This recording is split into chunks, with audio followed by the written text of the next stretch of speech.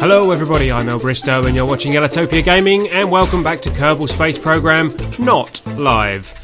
This is a non-live episode because it became apparent that it was necessary for us to do a little bit of housekeeping. You will see here that looking at the map, we have quite a lot of debris hovering around the planet, and it's about time we started to do something about that. But the first thing that I wanted to do is something that I've been trying to do for quite some time. I've had 2 attempts now to decommission the old Ellitopia Space Station, and so far both those attempts have failed.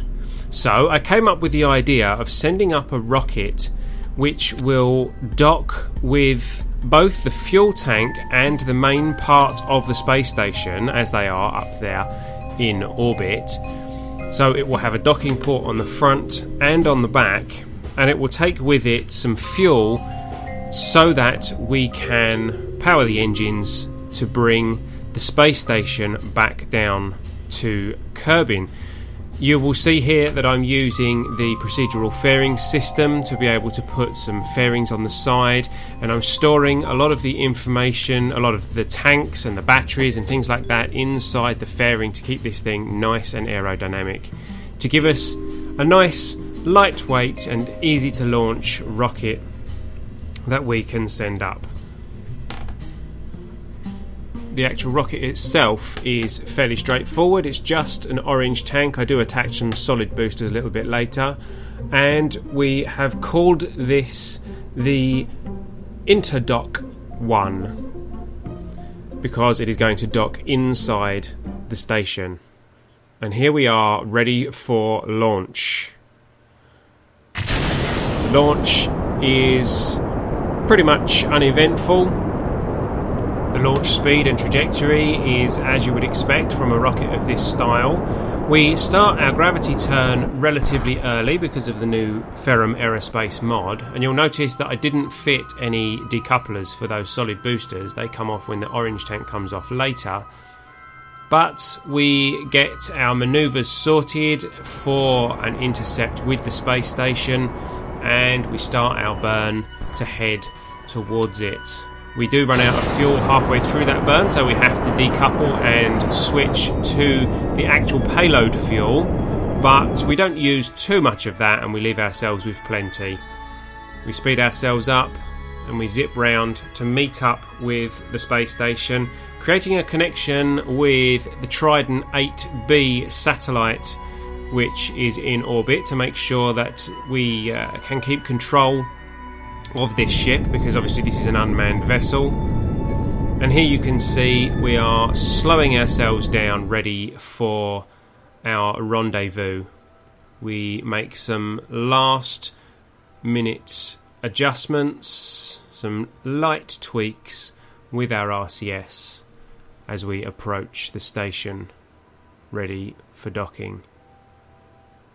As we get close to the station, we park ourselves and then we undock the orange fuel tank from the station. Now, this does give us a bit of an issue because the station itself doesn't have any way of controlling itself, so we can't move the station out of the way. So what I decide to do is to dock first with the station. You'll see that I open up the front docking port here. We set the station as our target, and then we proceed to dock with the station just so that we can push it out of the way. You can see here the last stages of that docking procedure. We create the dock and we just nudge the station out of the way very, very gently to reveal the docking port of the fuel tank, because we actually want to dock our rear docking port with the fuel tank, then redock with the station so that we have one complete long craft, which will make it nice and easy for us to bring it home again. So here we are docking with that fuel tank. It's actually a very straightforward docking procedure. The lineup was very easy. This only took a minute or two to get lined up, and there we go, we are docked. And then it is time to set our sights on the station itself, and we start moving towards it to continue docking with the station to create that one long craft. You can see here the final stages of that docking. Click as we join up all three parts of this craft to make the one long space station ready for this thing to be brought back to Kerbin to be decommissioned. And by decommissioned I mean smashed into the floor. So we transfer the fuel out of the main tank that we have brought up with us, and we transfer that into the orange tank so that we can start our burn to bring the station back home. You can see here that we bring our periapsis down, we just get it inside the atmosphere and we run out of fuel. So we switch over to our RCS tanks and we use the RCS to bring our altitude down low enough so that we can return home easily. Skipping forward a little bit now, you can see we are re-entering the atmosphere of Kerbin. We have very little control over this, and the atmosphere is really pushing this station around. You can see it flailing up and down, and you will very soon see, as I take a few screenshots, the atmosphere really heats this rocket up.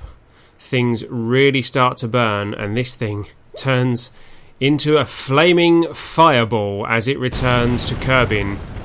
And yes, things start to explode and break off.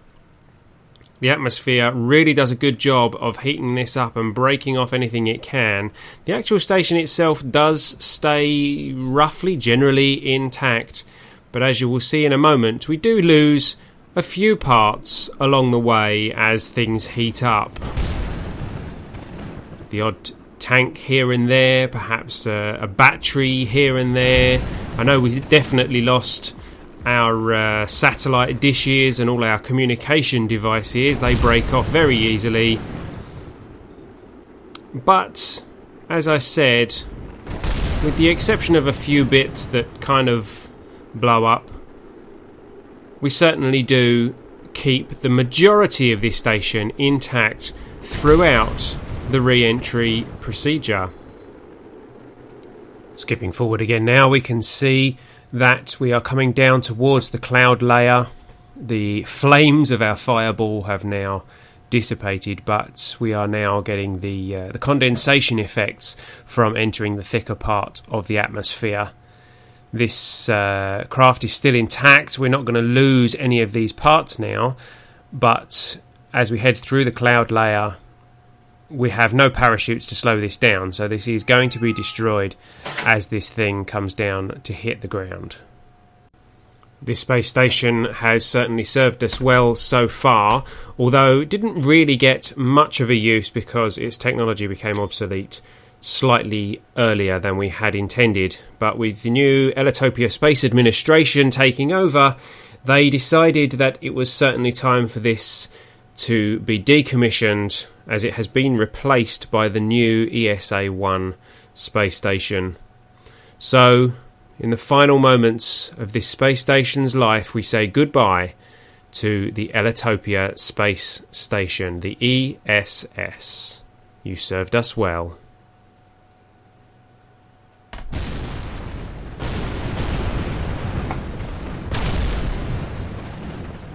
And that is the end of the Ellitopia Space Station. So we now head back into space to have a quick look at our new space station.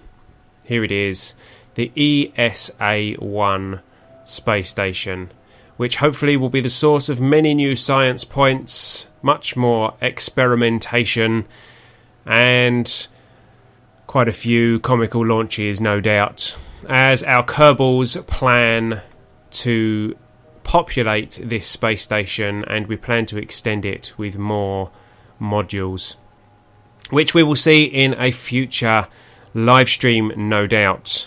But our next immediate mission is to put a new satellite in orbit. We have the Trident 8 satellites currently orbiting, but we only ever managed to actually get 2 of them in orbit.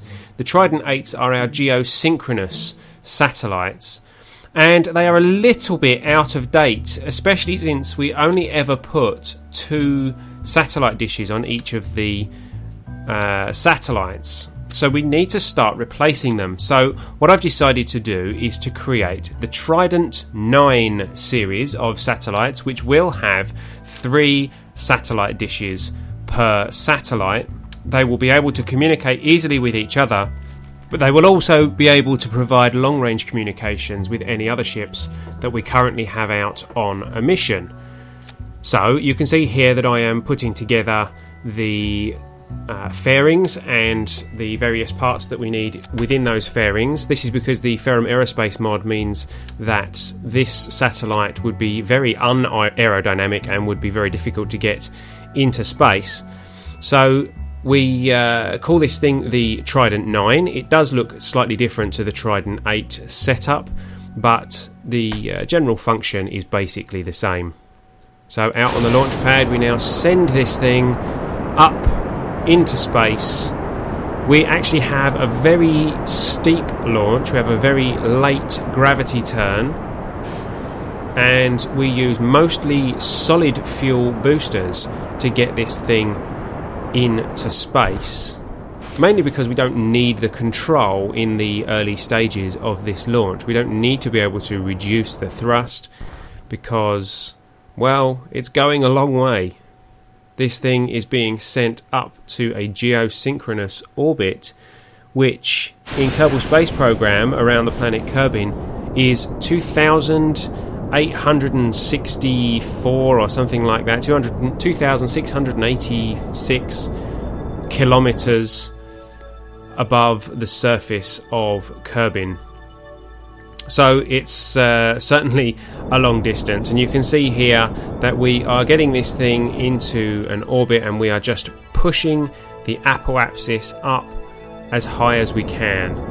The way that you launch a geosynchronous satellite in Kerbal Space Program is you launch it so that obviously your apoapsis goes up to near or nearabouts the geosynchronous altitude, which is relatively easy to achieve when you've got such a light payload as this satellite.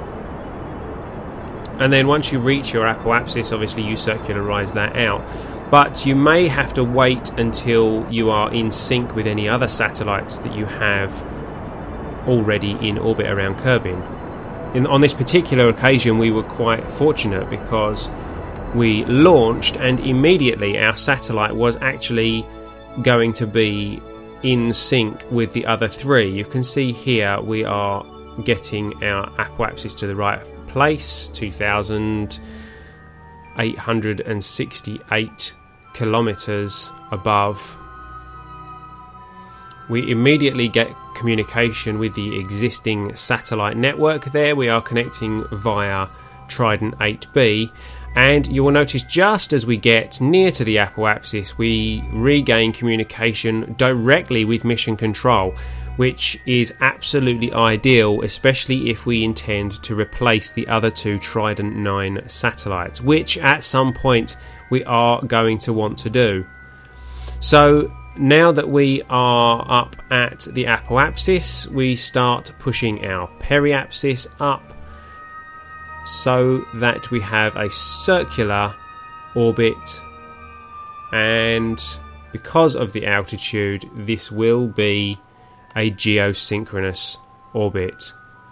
So we will have 3 satellites in orbit that are able to send long-range communications to our other missions, and we're going to test this hopefully at some point with the Dune Apollo 1 craft that we currently have orbiting around Duna, to see if we actually have long enough communication range to communicate between 2 planets, because that will mean that we can actually send a new unmanned mission to Duna so that we don't lose any staff if we have the same kind of hiccups that we had before. You can see here we are activating our third dish relative to any active vessel, which means that this will be able to now relay communications to the Kerbal Space Center. So, I hope you've enjoyed this short video. I have been El Bristow, you've been watching Ellitopia Gaming. You can follow us on Twitch, or you can like, comment and subscribe here on YouTube by clicking this button on here. Our Twitch address is twitch.tv/El Bristow. Feel free to head over there and subscribe. I will see you next time, guys. See you later.